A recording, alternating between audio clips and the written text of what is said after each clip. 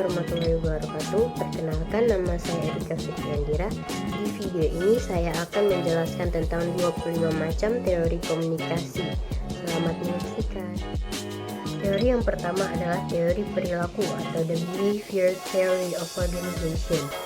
Teori ini berpendapat bahwa ada tidaknya, baik buruknya suatu organisasi itu tergantung dari sikap kelakuan para anggotanya. Salah seorang penganut teori ini yang terkenal adalah Herbert A. Simon di dalam bukunya Administrative Behavior.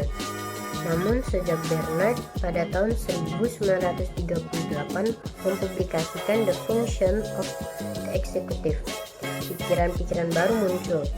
Ia menyatakan bahwa organisasi adalah sistem orang, bukan struktur yang direkayasa secara mekanis. Teori yang kedua adalah teori hubungan manusiawi. Teori ini dikembangkan oleh Elton Mayo. Menurut teori ini, hubungan manusia sangat penting dalam menopang suatu perusahaan dalam jangka panjang. Hubungan manusia bisa diinterpretasikan dalam bermacam-macam cara.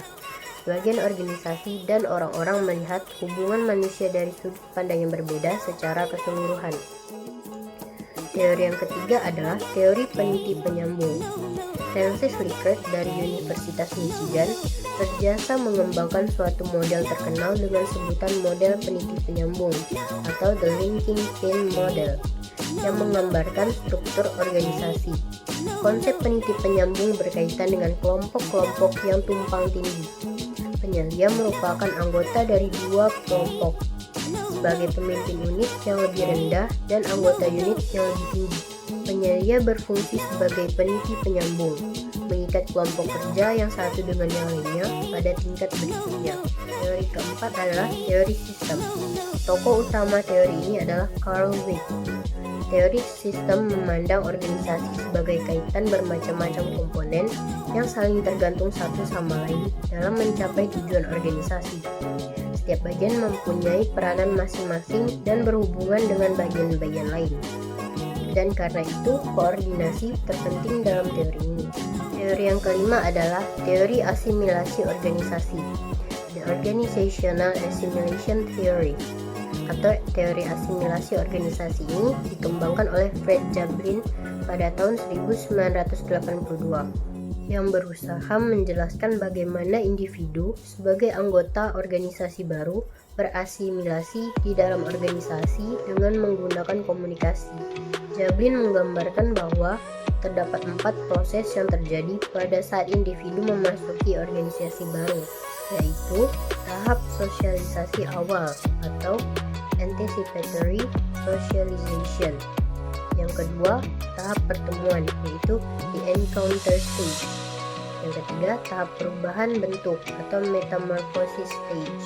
Dan tahap keluar dari organisasi, yaitu exit stage. Teori yang keenam adalah hypodermic needle theory. Teori ini bisa dikatakan teori paling tua yang memandang dan menempatkan media sebagai sesuatu yang perkasa, sehingga mampu mempengaruhi orang. Teori ini dikembangkan oleh Wilbur Schramm. Menurut teori ini, audiens, anggota masyarakat dianggap mempunyai ciri khusus yang seragam dan dimotivasi oleh faktor biologis dan lingkungan, serta mempunyai sedikit kontrol. Tidak ada campur tangan di antara pesan dan penerima. Teori yang ketujuh adalah cultivation theory. Teori ini dikemukakan oleh pakar komunikasi yang bernama George Gerbner. Menurut teori kultivasi, televisi menjadi media atau alat utama di mana para penonton televisi belajar tentang masyarakat dan kultur di lingkungannya. Persepsi apa yang terbangun di benak penonton tentang masyarakat dan budaya sangat ditentukan oleh televisi. Melalui kontak televisi, penonton belajar mengenai dunia, manusia, nilainya, serta adat kebiasaannya. Teori yang ke-8 adalah Cultural Imperialism Theory. Teori ini diperkenalkan oleh Herbert Spencer. Asumsi dasar teori ini menyatakan bahwa negara barat mendominasi media di seluruh dunia. Hal ini berarti bahwa media massa barat mendominasi media massa di dunia ketiga. Adanya dominasi ini mempunyai efek yang kuat untuk mempengaruhi media dunia ketiga, sehingga mereka ingin meniru budaya yang muncul lewat media tersebut. saat terjadi peniruan budaya, maka terjadilah apa yang disebut dengan cultural imperialism atau penjajahan budaya. Teori yang ke-9, Media Equation Theory. Teori ini dikembangkan oleh Byron Reeves dan Clifford Nash. Menurut asumsi teori ini, media diibaratkan manusia. Teori ini memperhatikan bahwa media juga bisa diajak berbicara. Media bisa menjadi lawan bicara individu seperti dalam komunikasi interpersonal yang melibatkan dua orang dalam situasi face-to-face. Media Equation Theory menjelaskan bahwa media dianggap sebagai sejajar dengan manusia. Teori ini mengibaratkan bahwa media dapat berbicara. Persoalan-persoalan hidup dapat dicurhatkan kepada media. Teori yang ke-10 adalah Spiral of Silence Theory. Teori ini diperkenalkan oleh Elizabeth Newman. Secara ringkas, teori ini ingin menjawab pertanyaan, mengapa orang-orang dari kelompok minoritas sering merasa perlu menyembunyikan sesuatunya ketika berada dalam kelompok mayoritas. Teori ini menitikberatkan peran opini dalam interaksi sosial. Sebagaimana kita ketahui, opini publik sebagai sebuah isu kontroversial akan berkembang pesat saat dikemukakan melalui media massa. Ini berarti opini publik orang-orang juga dibentuk, disusun, dan dikurangi oleh peran media massa. Teori yang ke-11 adalah Diffusion of Innovation Theory. Tokoh pencetusnya adalah Everett Rogers. Teori ini pada awalnya mendudukan peran pemimpin opini dalam mempengaruhi sikap dan perilaku masyarakat. Artinya, media massa mempunyai pengaruh yang kuat dalam menyebarkan penemuan baru, apalagi jika penemuan baru tersebut disampaikan dan disebarluaskan oleh tokoh masyarakat. Difusi mengacu pada penyebaran informasi baru, inovasi, atau proses baru ke seluruh masyarakat. Teori yang ke-12 adalah Use and Gratification Theory. Tokoh utamanya adalah Elihu Heath, J. G. Blomler, dan Michael Swirlitz. Teori ini mengatakan bahwa pengguna media memainkan peran aktif untuk memilih dan menggunakan media tersebut. Dengan kata lain, pengguna media berusaha untuk mencari sumber media yang paling baik dalam usaha menemui kebutuhannya. Pengguna media mempunyai pilihan alternatif untuk memuaskan kebutuhannya. Teori ini merupakan kebalikan dari teori jarum hipodermik. Teori yang ke-13 adalah Agenda Setting Theory. Agenda setting diperkenalkan oleh Maxwell Malcolm dan Donald I. Shaw.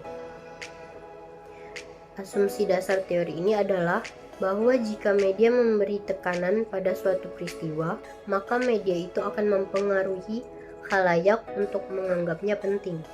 Jadi, apa yang dianggap media penting, maka dianggap penting juga oleh khalayak. Dalam hal ini, media diasumsikan memiliki efek yang sangat kuat, terutama karena asumsi ini berkaitan dengan proses belajar, bukan dengan perubahan sikap dan pendapat. Teori yang ke-14 adalah The Expectancy Value Theory.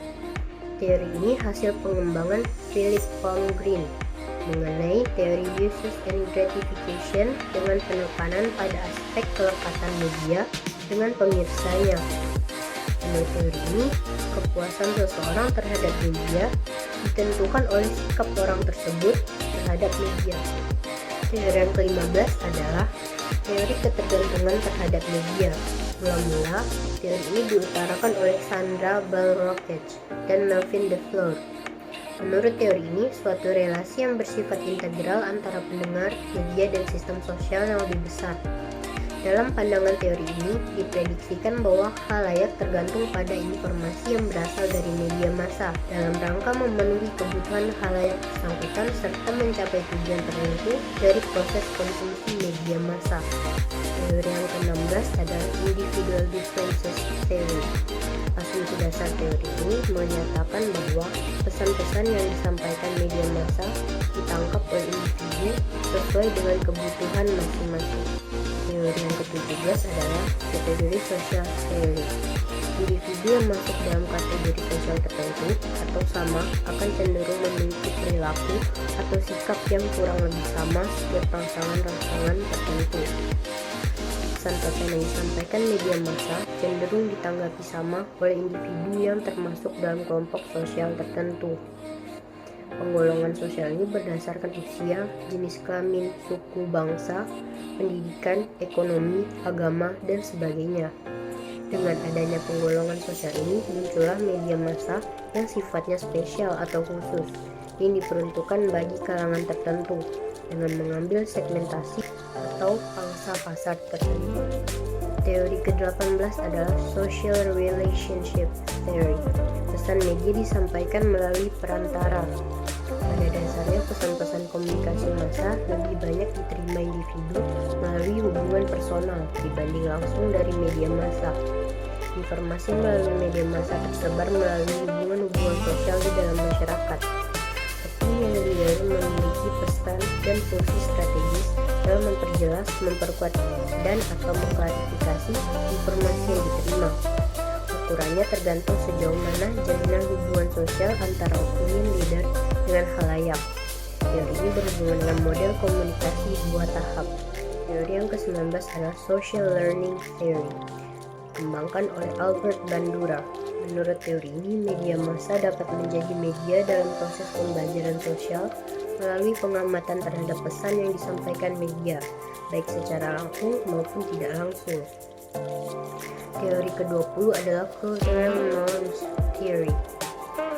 Tokoh pencetus teori ini adalah Melvin Delflon. Asumsi dasarnya adalah media massa melalui program tertentu dapat menguatkan budaya atau bahkan sebaliknya. Media massa menciptakan budaya baru dengan caranya sendiri.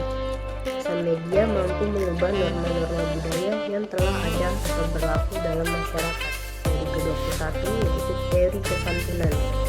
Teori ini dikembangkan oleh Brown dan Robinson. Intinya dalam proses interaksi orang menggunakan strategi kesantunan. Indikator sederhananya kesantunan dalam wajah. Dalam hal ini bukan berarti rupa fisik, namun wajah dalam artian public image, atau mungkin padanan kata yang tepat adalah harga diri dalam pandangan masyarakat. Teori yang ke-22 adalah teori manajemen makna terkoordinasi. Teori ini dipopulerkan oleh Peirce dan Cronin. Teori ini didasarkan pada konsep-konsep komunikasi, realitas sosial, dan makna. Inti teori ini adalah dalam proses interaksi melalui pengiriman dan penerimaan pesan, orang berusaha untuk menggunakan berbagai acuan untuk mengonstruksi dan mengkoordinasikan makna. Teori ke-23 adalah teori keseimbangan. Teori ini dikembangkan oleh Fritz Heider dan Theodor Newcomb pada tahun 1949. Asumsi dasar teori ini adalah orang akan berusaha mengurangi tekanan-tekanan dalam proses interaksi dengan melakukan langkah-langkah persuasi atau membujuk orang lain. Teori ke-24 adalah teori pendekatan interaksi. Teori ini juga biasa dikenal dengan nama interactional view yang dikembangkan oleh Paul pada 1967. Asumsi dasar teori ini menyatakan bahwa semua proses komunikasi bersifat komplementari. Keadaan hubungan bergantung kepada bagaimana setiap pihak membangun rangkaian komunikasi di antara mereka. Teori yang ke-25 adalah teori kebutuhan. Manusia pada dasarnya mempunyai kebutuhan yang dapat merangsang dan mempengaruhi tindakan manusia. Teori ini dikembangkan oleh McClellan dan Murray. Menurut Murray, komunikasi merupakan kebutuhan manusia sebagai cara untuk mencapai keberlangsungan hidup, apalagi manusia sebagai makhluk sosial membutuhkan orang lain untuk bertahan hidup. Sekian dari saya, jika ada salah mohon dimaafkan.